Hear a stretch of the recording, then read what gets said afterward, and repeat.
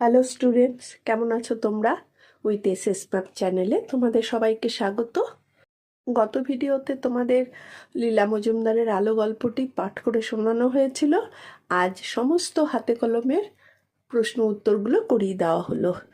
এখনো যারা with SS ma'am চ্যানেলটি সাবস্ক্রাইব করোনি তারা চটপট সাবস্ক্রাইব করো, আর লাইক শেয়ার কমেন্ট করতে একদম ভুলবে না। চলো তবে।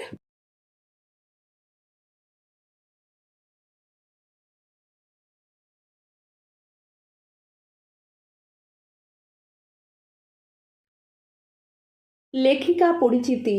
লীলা মজুমদারের জন্ম 1908 সালে। উনি মারা যান 2007 সালে। উপেন্দ্র কিশোর রায়চৌধুরীর ভ্রাতা এবং প্রখ্যাত লেখক প্রমোদারঞ্জন রায়ের কন্যা। লেখিকা ছোটদের জন্য প্রথম যে বইটি লেখেন তার নাম বদ্রীনাথের বড়ি। তার লেখা অন্যান্য উল্লেখযোগ্য বই হল হলদে পাখির পালক, চীনে লণ্ঠন, পাকদণ্ডী, প্রদীপিসির বর্মী বাক্স, মাকু ইত্যাদি। লেখিকার অন্যান্য কয়েকটি উল্লেখযোগ্য নাটক হল বক বধ পালা, লঙ্কা দহন পালা ইত্যাদি। যুগ্ম সম্পাদক হিসাবে বহুদিন সন্দেশ পত্রিকা সম্পাদনার কাজ করেছেন। সাহিত্যে অবদানের জন্য তিনি রবীন্দ্র পুরস্কার পান এবং আনন্দ পুরস্কার পেয়েছিলেন। তার রচিত সাহিত্য সম্ভার শুধুমাত্র বাংলায় নয়, বিশ্বের দরবারে সমাদৃত। একের দাগের প্রশ্নটি হলো, লীলা মজুমদারের সম্পাদিত পত্রিকাটির নাম কি? উত্তর হবে লীলা মজুমদারের সম্পাদিত পত্রিকাটির নাম সন্দেশ। 2, তার লেখা দুটো বইয়ের নাম লেখো। উত্তর হবে তার লেখা দুটো বইয়ের নাম হলো হলদে পাখির পালক, চীনের লণ্ঠন। 3 দাগের প্রশ্নটি হলো, নিচের সব প্রশ্নগুলোর একটি বাক্যে উত্তর দাও। 3-1 নিতাইকে? নিতাই পাঠশালায় পড়ে। 3-2 সারা রাত বনের মধ্যে কেমন শব্দ হয়? উত্তর হবে সারা রাত বনের মধ্যে কিসের চলাচলের শব্দ খসখস, ফসফস, মটমট, ফোসফোস হয়। 3-3 শম্ভুর দাদু বন থেকে কি কি খুঁজে আনে? উত্তর হবে শম্ভুর দাদু বন থেকে গাছগাছলা, ওষুধ, আঠা, মধু খুঁজে আনে। 3-4 কারা মধুকে ভয় দেখিয়েছিল? উত্তর হবে শম্ভুকে বেড়াল, প্যাঁচা, গাছ, বনবেড়াল, মনসা ঝোপ আর বাদুড়রা ভয় দেখিয়েছিল। 3-5 শম্ভুর দাদুর জন্য কি আনতে গিয়েছিল? উত্তর হবে শম্ভু দাদুর জন্য হাড় ভাঙা পাতা আর মধু আনতে গিয়েছিল। 3-6 দাদুর পায়ের ব্যথা কোন ওষুধে সারবে? দাদুর পায়ের ব্যথা হাড় ভাঙা পাতা বেটে আর লাল মধু মিশিয়ে লাগালে ব্যথা সারবে। 3-7 শম্ভু শেষ পর্যন্ত মন থেকে কি দূর করতে পেরেছিল? শম্ভু শেষ পর্যন্ত মন থেকে ভয় দূর করতে পেরেছিল। 3-8 এই নাটকে মোট কয়টি চরিত্রের দেখা মেলে? উত্তর হবে এই নাটকে 4টে চরিত্র। কি কি? পিসি, শম্ভু, নিতাই ও গুরুমশাই। এছাড়াও আছে বেড়াল ও গায়কগণ। 4 দাগের প্রশ্নটি ঠিক শব্দটি বেছে নিয়ে শূন্যস্থান পূরণ করো। 4-1 শম্ভুর, তারপরে ফাঁকা জায়গায় লিখতে হবে 12 আছে, 13 আছে, 14 আছে বছর বয়স। আমরা গল্পে পড়েছি শম্ভুর 12 বছর বয়স। 4-2 তার ফাঁকা জায়গা, তারপরে পাহাড়ের বনের মাঠের ধারে শম্ভুর দাদুর ঘর। এখানে হবে বনের ধারে শম্ভুর দাদুর ঘর। 4-3 দিনের বেলায় পাঠশালার সবচেয়ে দুরন্ত ছেলেকে? নিশ্চয়ই এখানে শম্ভু হবে। 4-4 হাড় ভাঙা পাতার গাছ শুষ্নি না শুশুনিয়া পাহাড়ের মাথায়? উত্তর হবে শুষ্নি পাহাড়ের মাথায়। 4-5 শম্ভুকে বাইরে যেতে বারণ করেছিল কে? শম্ভুকে বাইরে যেতে বারণ করেছিল বেড়াল। প্রশ্নটি ক স্তম্ভের সঙ্গে খ স্তম্ভ মেলাও। কতে আছে পাঠশালা আর খতে এখানে কতগুলো দেওয়া আছে, তার মধ্যে থেকে গুরুমশাই হবে। আমরা জানি পাঠশালার সঙ্গে গুরুমশাই মিল থাকে। বন আছে, বনের সঙ্গে কি হবে? বনের সঙ্গে আমরা জানি যেটা হবে সেটা হলো গাছপালা হতে পারে। আর হাড়ির সঙ্গে ভাত হবে।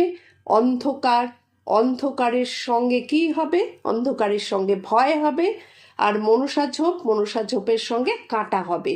আমরা জানি মনসা ঝোপে কাঁটা থাকে। 6 থেকে প্রশ্নটি পাশের শব্দঝুড়ি থেকে ঠিক শব্দ নিয়ে বাক্যটি সম্পূর্ণ করো। 6-1 পাতার ফাঁক দিয়ে বাতাস বয় শো শো হবে। 6-2 বুড়ো দাদু অসার অচেতন হয়ে পড়ে থাকে। 6-3 হাতের তলায় মধুর শিশি খুঁজে পায়। 6-4 দূরে দূরে খান কতক মনসা ঝোপ। 6-5 করাল কঠিন ধারালো ভারী। 7 থেকে প্রশ্নটি একই অর্থের শব্দ পাঠ থেকে খুঁজে নিয়ে লেখো। বায়ু পাঠে আছে বাতাস, শিক্ষক হবে গুরুমশায়, বিদ্যালয় হবে পাঠশালা, অজানা হবে অদৃশ্য, শিলা হবে পাথর, আঁখি হবে চোখ। 8 থেকে প্রশ্নটি বিপরীতার্থ শব্দ দিয়ে তা বাক্য রচনা করো। গরম, গরমের বিপরীত আমরা জানি ঠান্ডা। বাক্য রচনা করতে পারো। গরমকালে ঠান্ডার জায়গায় ঘুরতে যেতে ভালো লাগে। দুঃখ সুখ হবে বা আনন্দ হতে পারে। তাহলে আনন্দে বাচ্চাগুলো হাততালি দিচ্ছে। দুরন্ত শান্ত হয়, মহিম খুব শান্ত ছেলে। ভয় সাহস হবে, বিজয়ের সাহস দেখে ওকে সবাই সমীহ করে। বন্ধ খোলা হবে, খোলামেলা জায়গায় ঘোরা উচিত। 9 থেকে প্রশ্নটি নিচের বর্ণগুলো কোনটি কি তার পাশে টিক চিহ্ন দিয়ে বোঝাও। 9 থেকে প্রশ্নটি নিচের বর্ণগুলো কোনটি কি তা পাশে টিক চিহ্ন দিয়ে বোঝাও। বর্ণ ক, বর্ণটি এটি অল্প প্রাণ বর্ণ এবং অঘোষ। তারপর ছ, এটি মহাপ্রাণ এবং অঘোষ বর্ণ। থ, মহাপ্রাণ অঘোষ বর্ণ। দ, অল্প প্রাণ সঘোষ বর্ণ। তারপর ব, অল্প প্রাণ সঘোষ বর্ণ। ঘ, মহাপ্রাণ সঘোষ বর্ণ। ঘ, মহাপ্রাণ সঘোষ বর্ণ। ট, অল্প প্রাণ অঘোষ বর্ণ। দন্তান্ন, অল্প প্রাণ সঘোষ বর্ণ। 10 থেকে প্রশ্নটি পাঠ থেকে ধনাত্মক শব্দগুলো খুঁজে নিয়ে তার একটি তালিকা তৈরি করো। যেমন খসখস, উত্তরে হবে আমরা বইয়ে পেয়েছি, যেমন ফসফস, মটমট, ফোসফোস, শো শো, তারপর সরাত সরাত ইত্যাদি। 11 থেকে প্রশ্নটি বাক্য বাড়াও। 11-1 আমি নেব, কি নেব? উত্তর হবে আমি হাড় ভাঙা পাতা আর শিশি ভরে লাল মধু নেব। 11-2 দাদু অচেতন হয়েছেন, কিভাবে? উত্তর হবে দাদু গাছ থেকে পড়ে গিয়ে অচেতন হয়েছেন। 11-3 চাল নিজে গিয়ে কিনে এনেছিল, কোথা থেকে? চাল নিজে গিয়ে হাট থেকে কিনে এনেছিল। 11-4 নাকে গন্ধ আসছে, কেমন গন্ধ? নাকে সোদা গন্ধ আসছে। 11-5 বনবেড়ালের দল মনসা ঝোপের আড়াল দিয়ে ফিরে যায়, কোথায় যায়? বনবেড়ালের দল মনসা ঝোপের আড়াল দিয়ে নিজেদের আস্তানায় ফিরে যায়। 12 দাগের প্রশ্নটি নিচের বাক্যগুলোর মধ্যে থেকে কর্তা, কর্ম ও ক্রিয়াপদগুলো খুঁজে বার করো। 12-1 আমি ওষুধ বলে দিচ্ছি। এখানে আমি হলো কর্তা, ওষুধ হলো কর্ম, আর হলো বলে দিচ্ছি হলো ক্রিয়া। 12-2 বাঁকারা লুকিয়ে আছে। এখানে বাঁকারা হলো কর্তা, লুকিয়ে হলো কর্ম, আছে হলো ক্রিয়া। 12-3 সূর্যি ডুবে গেছে কতক্ষণ।